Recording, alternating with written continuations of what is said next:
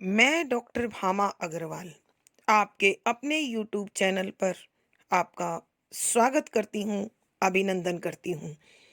आइए प्यारे बच्चों, आज हम ध्रुव स्वामिनी नामक नाटक का अध्ययन शुरू करते हैं। इस नाटक के अध्ययन से पूर्व इसे सरल और सहज बनाने के लिए हमें इसकी भूमिका को समझना होगा, जो इस प्रकार है। ध्रुव स्वामिनी नाटक छायावादी साहित्यकार जयशंकर प्रसाद द्वारा रचित है, जो 1933 में प्रकाशित हुआ। यह भारतीय इतिहास के स्वर्ण युग गुप्त काल की पृष्ठभूमि को लेकर रचा गया। इसमें पुरुष सत्तात्मक समाज के शोषण के विरुद्ध नारी के विद्रोह द्वारा उसके अस्तित्व, अस्मिता, अधिकार, अनुचित विवाह से मोक्ष तथा पुनर्लगन की समस्या का समाधान प्रस्तुत किया गया है। यहाँ समुद्रगुप्त की मृत्यु से लेकर चंद्रगुप्त के राजा बनने तक के समय के घटनाक्रम को 3 भागों में विभाजित किया गया है। पात्र सूची: ध्रुव स्वामिनी, मंदाकिनी, कोमा, चंद्रगुप्त, रामगुप्त, शिखर स्वामी, पुरोहित, शकराज, खिंगिल, मिहिरदेव, सामंत कुमार, शक सामंत, प्रतिहारी, प्रहरी, दासी, कुबड़ा, बोना, हिजड़ा, नर्तकियां। प्रथम अंक इस प्रकार है। तीसरे अंक के स्मरणीय बिंदु इस प्रकार हैं। नंबर 1, तीसरे अंक के आरंभ में शक दुर्ग के एक प्रकोष्ठ में चिंतित ध्रुव स्वामिनी बैठी हुई है।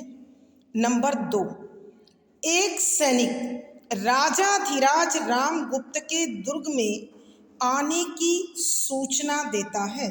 नंबर 3, ध्रुव स्वामिनी चंद्रगुप्त के घावों के विषय में जानकारी लेती है। नंबर 4, शक दुर्ग की जीत पर मंदाकिनी ध्रुव स्वामिनी को बधाई देती है। नंबर 5, तभी पुरोहित ग्रह शांति के लिए आते हैं तो उन्हें ध्रुव स्वामिनी की हृदय विदारक दशा का पता चलता है। तब वह धर्मशास्त्र का विधान पुनः देखने चले जाते हैं। नंबर 6, कोमा अपने पालनहार पिता मिहिर देव के साथ शकराज का शव लेने आती है। नंबर 7, शकराज का शव लेकर जाती हुई निरीह कोमा और मिहिर देव को रामगुप्त मरवा देता है।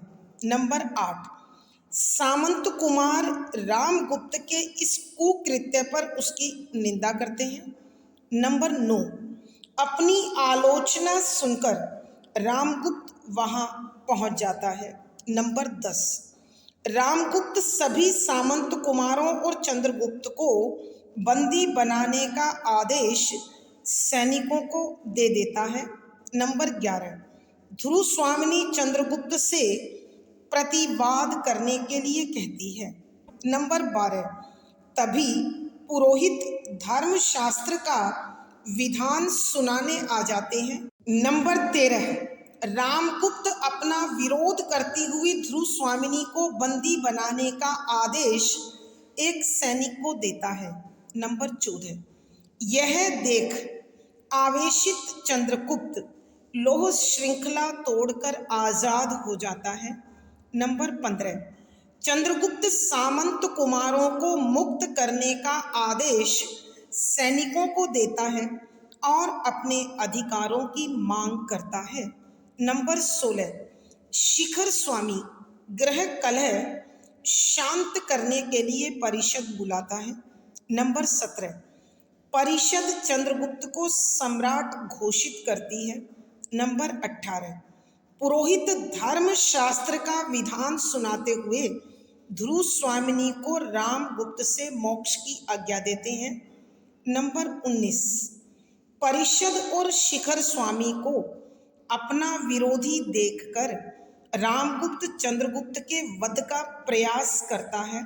नंबर 20, एक सामंत कुमार रामगुप्त के इस अनुचित प्रयास के कारण उसका वध कर देता है।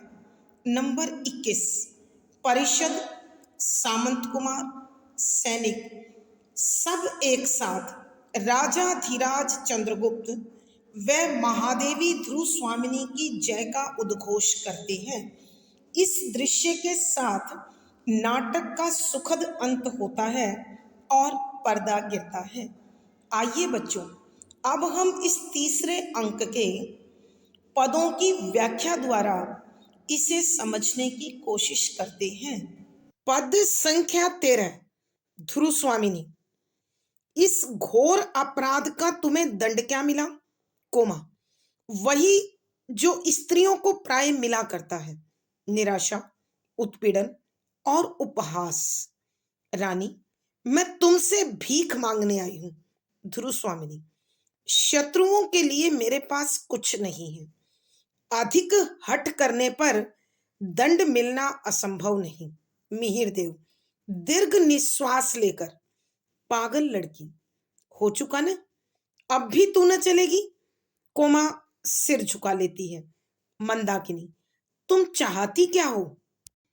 प्रसंग, प्रस्तुत पंक्तियां छायावादी साहित्यकार श्री जयशंकर प्रसाद जी द्वारा रचित ध्रुव स्वामिनी नामक नाटक के तीसरे अंक से ली गई है। संदर्भ, यहाँ नाटककार श्री जयशंकर प्रसाद ने गुप्तकालीन पृष्ठभूमि में काल्पनिकता को मिलाकर एक ऐसा ताना बाना बुना है जिसके अंतर्गत नारी शोषण के विरुद्ध आवाज उठाकर उसके अस्तित्व, अस्मिता, अधिकार और पुनर्लगन की समस्या का समाधान प्रस्तुत किया गया है।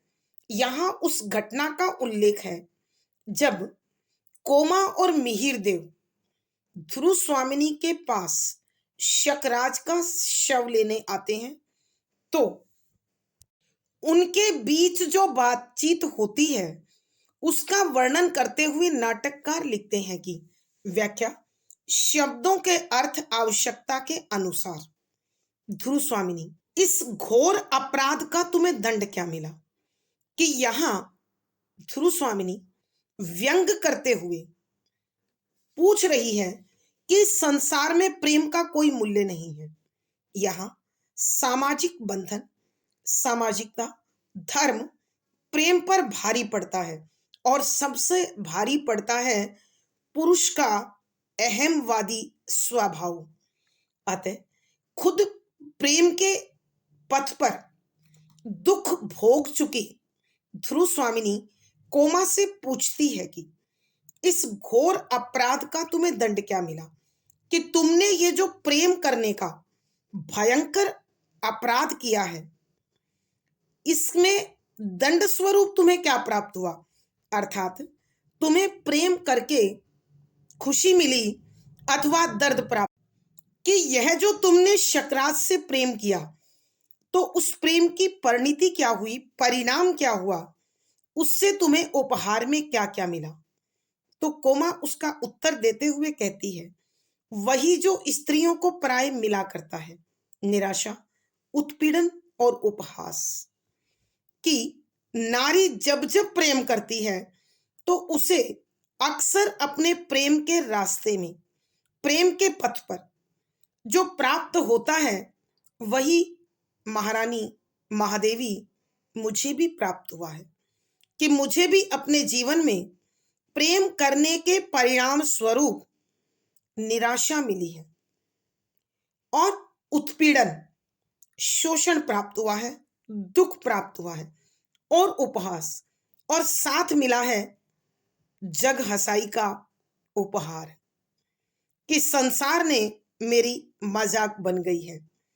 अर्थात कोमा के कहने का अभिप्राय यह है कि जब जब नारी प्रेम के पथ पर अपने आप को समर्पित करती है, तो उसके जीवन में सिवाय निराशा के, दर्द के और जग हसाई के कुछ और शेष नहीं बचता है। रानी, मैं तुमसे भीख मांगने आई हूं। कि फिर भी मैं तुमसे एक भिक्षा चाहती हूं कुछ दान चाहती हूँ। ध्रुव स्वामिनी, शत्रुओं के लिए मेरे पास कुछ नहीं है। अधिक हठ करने पर दंड मिलना असंभव नहीं। हठ, जिद, असंभव, नामुमकिन। तो यहाँ ध्रुव स्वामिनी कोमा के मांगने के भाव पर उत्तर देते हुए कहती है कि तुम शक जाति की कन्या हो और इस समय शक मेरे दुश्मन है, तो मैं अपने दुश्मनों को कुछ भी नहीं दे सकती हूँ। उनके लिए मेरे हृदय में और मेरे पास कोई ऐसी वस्तु नहीं जो मैं उन्हें दे पाऊं। और यदि किसी प्रकार की जिद तुमने मुझसे की तो मैं तुम्हें दंड भी दे सकती हूँ। अर्थात कहने का भाव यह है कि यदि तुमने मुझसे किसी प्रकार की जिद की, हट की, तो मैं निश्चित रूप से तुम्हें सजा दे दूंगी और तुम यहां से जा भी नहीं पाओगी। मिहिर देव लंबी सांस लेते हुए, दीर्घ निश्वास लेकर कि लंबी सांस लेकर कहने लगा, पागल लड़की कि हे प्रेम में पागल हुई कोमा, हो चुका ना कि तुम्हारी मन मानी, तुम्हारी मन की इच्छा पूरी हो गई ना। अब भी तू ना चलेगी? कि क्या अब भी तू इस शकराज से प्रेम का भाव त्याग नहीं करेगी? कोमा सिर झुका लेती है और वह दुखी मन से निराश होकर अपना सिर झुकाकर खड़ी हो जाती है। और उसकी इस दशा को देखकर, मंदाकिनी, तुम चाहती क्या हो? कि तुम आखिर क्या लेना चाहती हो? तुम यहाँ किस वस्तु की प्राप्ति की आशा लेकर आई हो? आइए बच्चों, एक बार फिर इस पद की व्याख्या करते हैं। यहाँ ध्रुव स्वामिनी जो स्वयं प्रेम के पथ पर असफलता प्राप्त कर चुकी है, वह दुखी भाव से कोमा से पूछती है कि तुमने यह जो प्रेम करने का अपराध किया है, उसके दंड स्वरूप तुम्हें क्या मिला? अर्थात इस संसार में प्रेम की कीमत न संसार समझता है और न ही हमारा प्रेमी समझता है। हमें प्रेम के पथ पर सिवाय दर्द के कुछ और नहीं मिलता है। तो कोमा ध्रुव स्वामिनी के प्रश्न का उत्तर देते हुए कहती है, मुझे भी प्रेम के पथ पर वही मिला जो प्राय स्त्रियों को मिलता है। अक्सर महिलाओं को इस रास्ते पर जाने पर निराशा मिलती है, शोषण मिलता है, दर्द मिलता है और साथ मिलती है जगहंसाई। अर्थात कहने का भाव यह है कि जब जब नारी अपने हृदय को प्रेम के सामने समर्पित कर देती है, तब तक वह अपने जीवन के सुख, चैन, आराम और सम्मान सब खो देती है। इसीलिए रानी, मैं तुमसे भीख मांगने आई हूं कि रानी, मुझे तुमसे कुछ भिक्षा चाहिए। कोमा यह कहकर ध्रुव स्वामिनी से वास्तव में शकराज का शव चाहती है। तब ध्रुव स्वामिनी ने उत्तर दिया कि मेरे पास शत्रुओं के लिए कुछ भी नहीं है, कि मैं अपने शत्रुओं को न दान दे सकती हूं, उनके लिए न मेरे हृदय में प्रेम, त्याग, सेवा का भाव है और न ही मेरे पास अन्य कोई ऐसी वस्तु है जिसे मैं शत्रुओं को दे सकूं। और यदि तुमने किसी प्रकार की मुझसे जिद करने की कोशिश की तो तुम्हें दंड भी प्राप्त हो सकता है, तुम्हें सजा भी मिल सकती है। इसलिए तुम यहां से चली जाओ। तब मिहिर देव लंबी सांस लेकर कोमा से कहने लगे कि हे शकराज के प्रेम में पागल लड़की, अब तो तुम्हारी मन की इच्छा पूरी हो गई होगी, क्या अब भी तुम नहीं चलोगी? और कोमा दुखी होकर निराश भाव से अपना सिर झुका लेती है। तब मंदाकिनी कोमा की इस स्थिति को देखकर उससे पूछती है, आखिर तुम चाहती क्या हो? कि तुम्हें क्या चाहिए? तुम किस आशा से यहाँ पर आई हो? भावार्थ, यहाँ नाटककार के कहने का भाव यह है कि इस संसार की निष्ठुरता के सामने प्रेम की कोमलता अक्सर हार जाती है और इस हार का प्रथम आधार वही प्रेमी हृदय होता है जिसे सब कुछ समर्पित किया जाता है। विशेष यहाँ कोमा के हृदय की पीड़ा का उल्लेख है।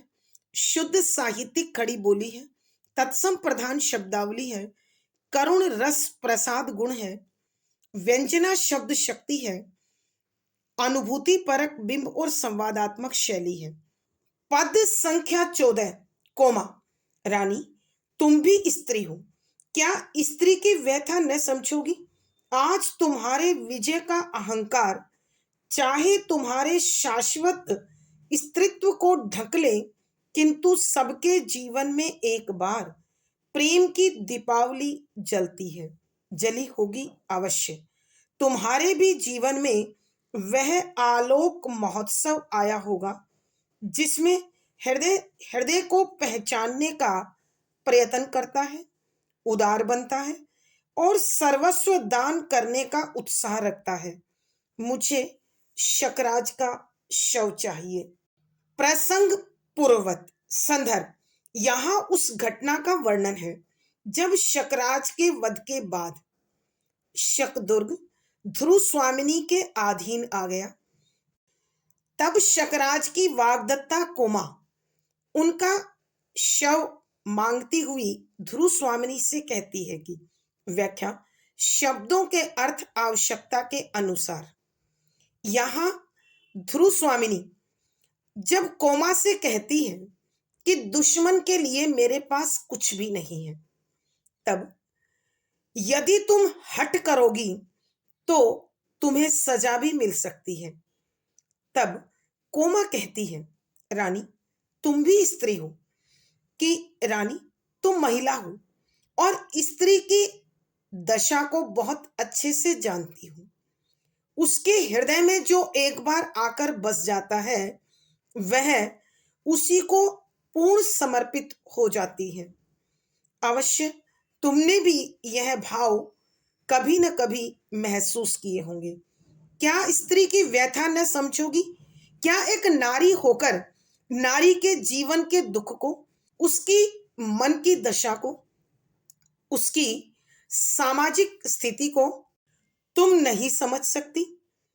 और आज यदि तुम उसे नहीं समझ पाती तो यह तुम्हारा स्त्रीत्व नहीं बल्कि विजय का अहंकार होगा, क्योंकि आज तुम्हारे विजय का अहंकार चाहे तुम्हारे शाश्वत स्त्रीत्व को ढक ले, किंतु सबके जीवन में एक बार प्रेम की दीपावली जलती है कि आज तुम इस शक दुर्ग को, शक जाति को जीत चुकी हो सकता है इस जीत के अहंकार में नारी जन्य भाव, विचार, व्यथा पल भर के लिए इस अहंकार के पर्दे में छिप जाए, लेकिन जो इसका शाश्वत सत्य है, जो इसका सनातन सत्य है, जो इसका पारंपरिक सत्य है, वो कभी भी नहीं छिप पाएगा।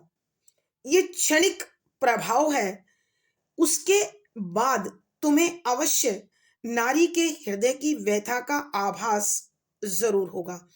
और रानी, मैं जानती हूं कि जितने भी हृदय इस संसार में धड़कते हैं उन सबके हृदय में कभी न कभी प्रेम के भाव जन्म लेते हैं और इन भावों का उत्सव वह हृदय उसी तरह मनाता है जैसे दीपावली को, कि जिस प्रकार दीपावली को घी के दिए जलाकर पूर्ण उल्लास, उत्साह और समर्पण भाव से एक निष्ठता के साथ मनाया जाता है, उसी तरह प्रेमी हृदय अपने प्रेम को पूरे समर्पण भाव से, अनन्य भाव से, उल्लास भाव से अवश्य मनाता है। और मैं मानती हूं जली होगी अवश्य कि तुम्हारे हृदय में भी कभी न कभी वह प्रेम की दीपावली जरूर जली होगी, आई होगी। तुम्हारे भी जीवन में वह आलोक महोत्सव आया होगा कि वह प्रकाश का उत्सव यानी आपके जीवन में भी कभी न कभी यह दीपावली दीपों से जगमगाती हुई जरूर जगी होगी, जब तुमने प्रेम के प्रकाश को अपने इर्द गिर्द, अपने चारों ओर अवश्य महसूस किया होगा, जिसमें हृदय हृदय को पहचानने का प्रयत्न करता है कि इस आलोक महोत्सव की सबसे बड़ी विशेषता यह होती है कि एक मन दूसरे मन को पूर्ण रूप से समझने के लिए तत्पर होता है, तैयार होता है, उदार बनता है, कि वह खुले हृदय से सामने वाले हृदय के सभी भावों को स्वीकार करता है और सर्वस्व दान करने का उत्साह रखता है, कि अपने प्रेमी हृदय के लिए वह अपना सब कुछ देने को, बलिदान करने को, त्याग करने को तत्पर रहता है। मैंने शकराज के प्रति उसी आलोक महोत्सव को अनुभव किया था। उसके प्रेम में मैंने भी कुछ दिन अपना जीवन जिया था और उस उल्लास और उत्साह की कोई सीमा नहीं थी। तो आज जो शकराज इस किले में आपके अधीन मृत अवस्था में हैं, मरे हुए हैं, मैं उन्हीं का शव लेने आई हूं, ताकि अपने उस प्रेमी हृदय को अंतिम दर्शन के साथ उसे पूर्णता दे पाऊं। आइए बच्चों, एक बार फिर इस पद की व्याख्या करते हैं। यहां जब कोमा ध्रुव स्वामिनी से कुछ मांगने की इच्छा जाहिर करती है, तो ध्रुव स्वामिनी कहती है कि शत्रु के लिए मेरे पास कुछ भी नहीं है। अगर तुम हठ नहीं छोड़ोगी तो तुम्हें सजा भी मिल सकती है। तब कोमा कहती है, रानी, मैं एक नारी हूं, स्त्री हूं, और आप भी एक स्त्री हैं। क्या स्त्री के मन की दशा को नहीं जानोगी? नारी हृदय को नहीं पहचान सकोगी? और यदि ऐसा नहीं होता तो यह आज जो तुमने शक दुर्ग और शक जाति को जीत लिया है, उसका अहंकार होगा। ये क्षणिक प्रभाव हो सकता है कि जीत का अहंकार तुम्हारे सनातन शाश्वत पारंपरिक नारी हृदय के मूल्य को, स्त्री भाव को कुछ पल के लिए पर्दे में ढक ले, लेकिन वो हमेशा नहीं रहेगा। जब आपकी इस जीत का अहंकार आपके दिमाग से निकलेगा, तो अवश्य नारी के मन की दशा को आप अनुभव करोगी। और फिर एक और बात है कि इस संसार में जितने भी हृदय हैं, सबके जीवन में एक बार प्रेम की दिवाली जलती है। आपके हृदय में भी जरूर जली होगी।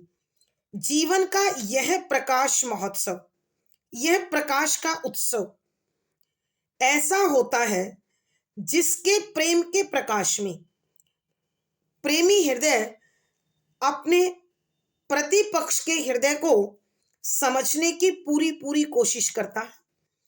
बड़े भावों से, बड़े खुले दिल से उसके प्रत्येक भाव को स्वीकार करता है और उसके प्रति अपना सब कुछ त्याग करने का, बलिदान करने का साहस रखता है। मैंने भी कभी शकराज के साथ इसी प्रकार पूर्ण समर्पण और अनन्य भाव से प्रेम किया था। आज मैं उसी शकराज का शव लेने आई हूं, ताकि अंतिम दर्शन के साथ मैं अपने प्रेम को पूर्णता दे सकूं।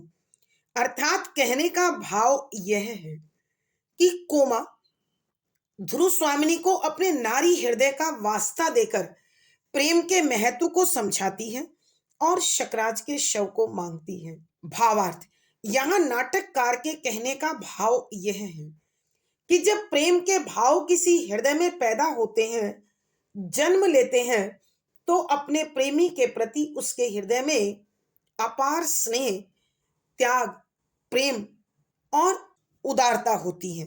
विशेष यहाँ कोमा के हृदय की व्यथा का वर्णन किया गया है। शुद्ध साहित्यिक खड़ी बोली है, तत्सम प्रधान शब्दावली है, लक्षणा शब्द शक्ति है, प्रसाद गुण है, करुण रस है, संवादात्मक शैली और अनुभूति परक बिंब है। पद संख्या 15। ध्रुव स्वामिनी सोचकर जलो प्रेम के नाम पर जलना चाहती हो तो तुम उस शव को लेकर जलो। जीवित रहने पर मालूम होता है कि तुम्हें अधिक शीतलता मिल चुकी है। अवश्य तुम्हारा जीवन धन्य है। सैनिक से इसे ले जाने दो। कोमा और मिहिर देव का प्रस्थान। प्रसंग पूर्ववत संदर्भ। यहाँ उस घटना का वर्णन है जब शकराज का शव कोमा मांगती है और प्रेम का वास्ता देकर, नारी हृदय का वास्ता देकर वह प्रेम के भावों को महसूस करती है और ध्रुव स्वामिनी उसके बलिदान होने के इस भाव को, उसके प्रेम के भाव का सम्मान करते हुए उसे शव ले जाने की इजाजत देते हुए व्यंग में कहती है कि व्याख्या शब्दों के अर्थ साथ साथ प्रेम के शब्द पर चिढ़ती हुई ध्रुव स्वामिनी कुछ विचार करती हुई व्यंग में कोमा से कहती है कि जलो, प्रेम के नाम पर जलना चाहती हो तो तुम उस शव को लेकर जलो। कि जलो, जलना चाहती हो तो उस शव को ले जाओ और जलो। प्रेम के नाम पर जलना चाहती हूँ कि उस प्रेम के नाम पर अपने शरीर को जलाना चाहती हो, अपने आप को जलाना चाहती हो तो तुम उस शव को ले जाओ और प्रेम के नाम पर अपने आप को बलिदान कर दो। जीवित रहने पर मालूम होता है कि तुम्हें अधिक शीतलता मिल चुकी है, कि तुम्हारे इस समर्पण भाव से, तुम्हारे इस बलिदान भाव से, त्याग भाव से पता चलता है जब तक शकराज जीवित रहा उससे तुम्हें प्रेम में बहुत अधिक शीतलता, ठंडक, आनंद, उल्लास प्राप्त हो चुका है और अब उससे रहित जीना तुम्हें मुश्किल लगता है, असंभव लगता है। तो उस शव को ले जाकर उसके साथ जल जाओ। अवश्य तुम्हारा जीवन धन्य है। कि यदि तुम्हें अपने प्रेम के मार्ग पर, प्रेम के पथ पर पूर्णता प्राप्त हुई है, आनंद प्राप्त हुआ है, खुशी प्राप्त हुई है, तृप्ति प्राप्त हुई है, संतोष प्राप्त हुआ है तो तुम्हारा जीवन धन्य है। क्योंकि इस संसार में प्रेम के नाम पर सिवाय पीड़ा के कुछ और प्राप्त नहीं होता है। और फिर ध्रुव स्वामिनी एक सैनिक को आदेश देती है कि इसे ले जाने दो। यह शव ले जाना चाहती है तो इसे ले जाने दो, रोको मत। और उसके साथ ही मिहिरदेव और कोमा वहां से प्रस्थान कर जाते हैं, चले जाते हैं। आइए बच्चों एक बार फिर इस पद की व्याख्या करते हैं। यहां जब कोमा शकराज का शव मांगती है तो ध्रुव स्वामिनी कुछ पल विचार करती है, सोचती है और फिर प्रेम के नाम पर शहीद होने वाली कोमा पर व्यंग करते हुए कहती है कि जलो, कि जल जाओ।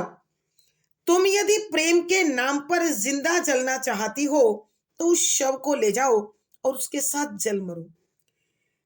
जीवित रहने पर मालूम होता है कि तुम्हारे इस आग्रह से, तुम्हारी इस विनती से, तुम्हारे इस भाव से ऐसा एहसास होता है, ऐसी अनुभूति होती है कि जब तक महाराज, तुम्हारा प्रियतम शकराज जीवित रहा, उसने तुम्हें तृप्ति दी, संतोष दिया, मान दिया, सम्मान दिया, प्यार दिया, उल्लास और आनंद दिया।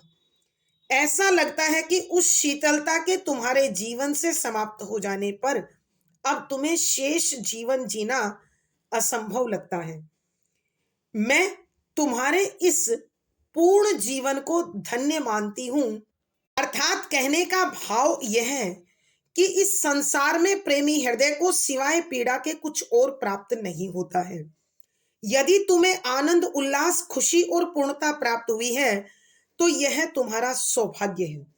और फिर वो सैनिक को आदेश देती है कि इसे शव ले जाने दो और इस अनुमति को प्राप्त कर कोमा और मिहिरदेव वहां से चले जाते हैं। भावार्थ। नाटककार के कहने का भाव यह है कि भारतीय समाज में नारी अपने पति के साथ ही जीवन को पूर्ण मानती है और उसके बाद जीवन को उसी के नाम समर्पित करते हुए जन्म जन्म का संबंध मानकर उसी के साथ समाप्त हो जाती है। विशेष यहाँ ध्रुव स्वामिनी के प्रेम भाव का व्यंग्यात्मक चित्रण करना उनके मन की दशा का उद्घाटन है।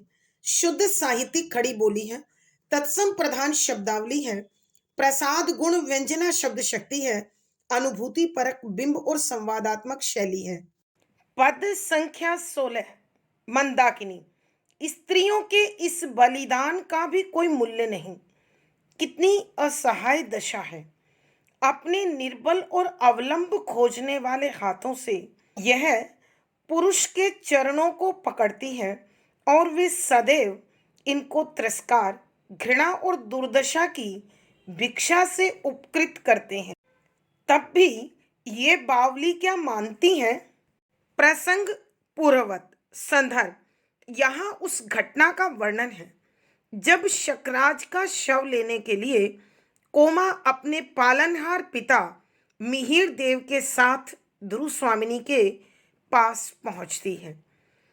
आरंभ में ध्रुव स्वामिनी शकराज का शव देने से इनकार कर देती है, मगर जब कोमा नारी हृदय और प्रेम की दुहाई देती है तो ध्रुव स्वामिनी शव देने को राजी हो जाती है। लेकिन बाद में एक प्रेम भरी डांट के साथ शकराज का शव ले जाने की इजाजत आखिरकार महादेवी दे देती हैं और कोमा शकराज का शव लेकर वहां से चली जाती है।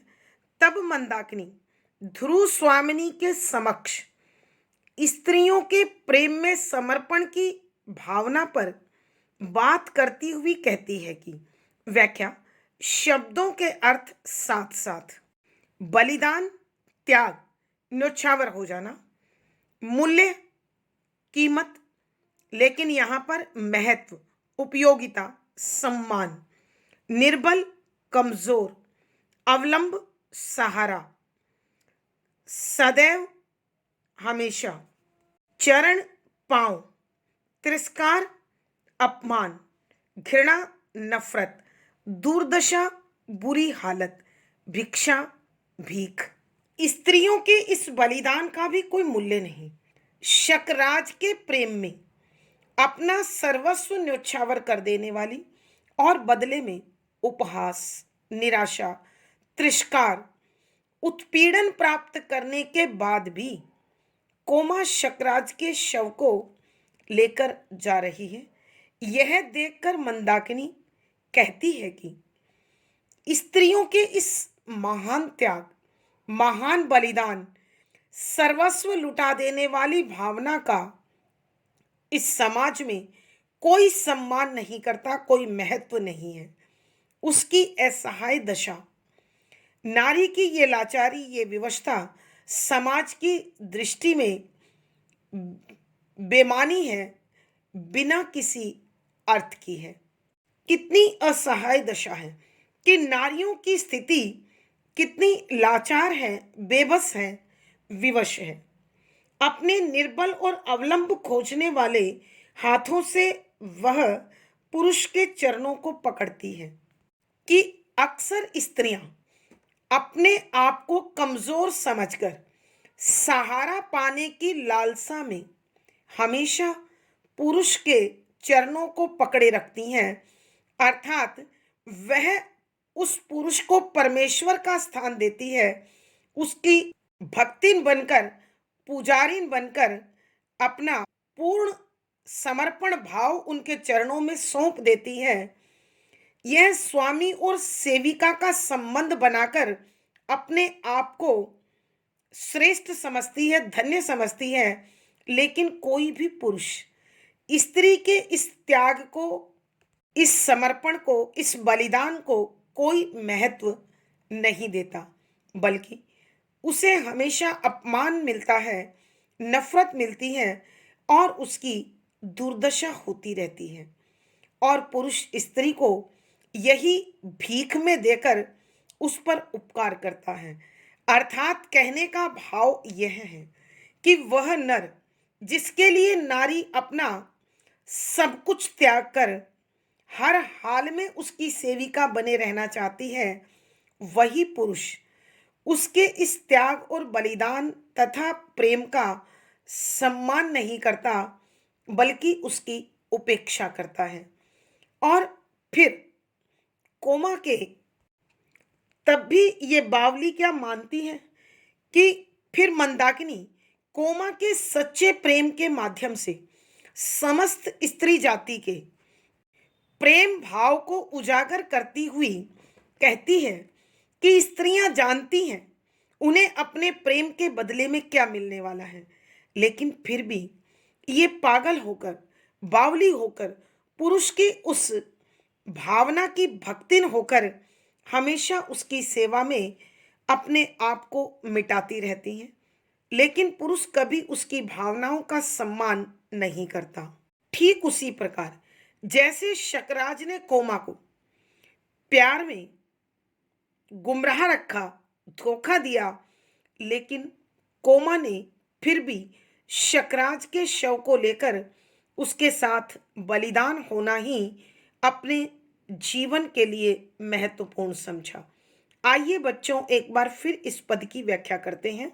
यहाँ जब कोमा शकराज के द्वारा प्रेम में धोखा, तिरस्कार, अपमान, पीड़ा आदि प्राप्त करती है, लेकिन फिर भी शकराज के शव को ले जाकर उसके साथ बलिदान हो जाना चाहती है, उसके इसी भावना को समझते हुए मंदाकिनी कहती है कि इस संसार में नारियों के बलिदान की कोई कीमत नहीं है, अर्थात उनका कोई सम्मान नहीं है, उपयोगिता नहीं है। यह नारियों की कैसी लाचारी है, विवशता है, मजबूरी है कि वो अपने प्रेम में अपने हृदय को, अपने तन मन धन को उस एक पुरुष को समर्पित कर देती है जो कभी त्याग और प्रेम करना नहीं जानता। अपने निर्बल और अवलंब खोजने वाले हाथों से वह पुरुष के चरणों को पकड़ती है कि अपने कमजोर हाथों को सहारा देने के लिए वह हमेशा लालसा से पुरुष के चरणों को पकड़ती है। अर्थात कहने का भाव यह है कि वह पुरुष को परमेश्वर और स्वयं को उसकी पुजारिन समझकर अपने संपूर्ण मनोभावों को उसके चरणों में रख देती है और स्वामी और सेविका का संबंध बनाकर अपने आप को पूर्ण समझती है, धन्य समझती है। लेकिन क्या उसकी इस भावना का कोई महत्व है, कोई सम्मान है? और वही पुरुष जिसे उसने परमेश्वर बनाया है, स्वामी बनाया है, वह उसके त्याग के बदले उसे अपमान देता है, उसे नफरत देता है और उसे हमेशा बुरी दशा की भीख देकर उपकार करता है। लेकिन नारियां ये सब झेल कर भी, इतना सब कुछ सह कर भी पुरुष के प्रति अपने समर्पण, त्याग, बलिदान और प्रेम को कम नहीं करती। यहाँ कोमा के सच्चे प्रेम के माध्यम से समस्त नारी जाति के प्रेम भाव को स्पष्ट करने की कोशिश की है और यह भी कहा है कि जिस प्रकार शकराज से धोखा पाकर भी कोमा उसके प्रति अपने प्रेम भाव को समाप्त नहीं करती है, बल्कि उसके साथ खुद समर्पित होती है, ऐसा ही संपूर्ण नारी जाति का मनोभाव होता है। भावार्थ, यहाँ नाटककार के कहने का भाव यह है कि भारतीय समाज में नारियां अपने पति को परमेश्वर स्वामी के स्थान पर बैठाकर उसकी पूजा की हद तक समर्पण भाव समर्पित करती रहती हैं, जबकि बदले में उन्हें अपमान, घृणा और दुर्दशा ही प्राप्त होती है। विशेष यहाँ कोमा के सच्चे प्रेम के माध्यम से समस्त नारी जाति के प्रेम भाव को स्पष्ट किया है। शुद्ध साहित्यिक खड़ी बोली है, तत्सम प्रधान शब्दावली है, व्यंजना शब्द शक्ति है, प्रसाद गुण है, संवादात्मक शैली और अनुभूति परक बिंब है। आज की कक्षा में प्यारे बच्चों इतना ही। अगली वीडियो में फिर मुलाकात होगी। पिछली वीडियो का लिंक डिस्क्रिप्शन बॉक्स में मिल जाएगा। आशा है पढ़ा गया विषय आपको समझ में आया होगा। अपने भाव व विचार कमेंट बॉक्स में लिखें। वीडियो को लाइक करें, शेयर करें और चैनल सब्सक्राइब करें। आपका दिन और जीवन मंगलमय हो। इसी शुभकामना के साथ आभार, धन्यवाद।